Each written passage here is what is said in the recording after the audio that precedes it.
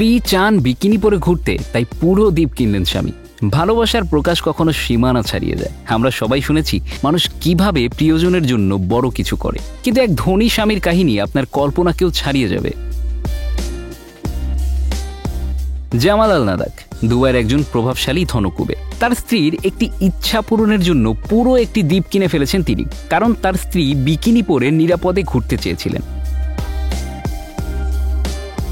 জামাল আল নাদাক মাত্র ২৬ বছর বয়সী একজন ধনী ব্যবসায়ী। তিনি তার ব্রিটিশ বংশোদ্ভূত সৌদি স্ত্রীকে ভালোবাসেন, যার একটি ছোট্ট ইচ্ছা ছিল নিরিবিলি পরিবেশে বিকিনি পরে হাঁটার।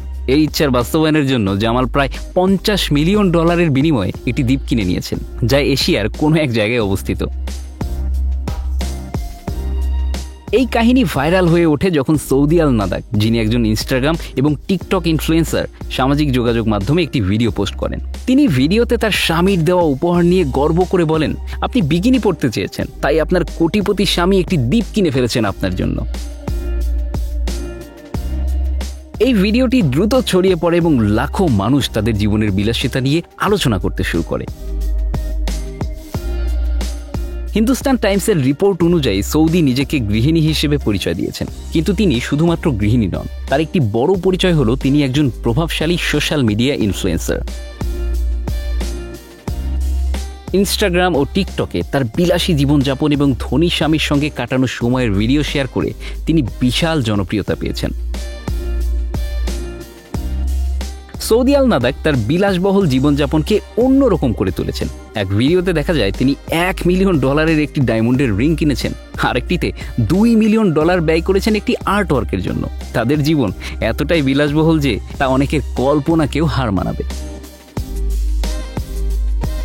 তাদের পরিচয় হয়েছিল দুবাইতে পড়াশোনার সময়, এবং তখন থেকেই তাদের জীবনে এমন চমকপ্রদ মুহূর্তের শুরু হয়।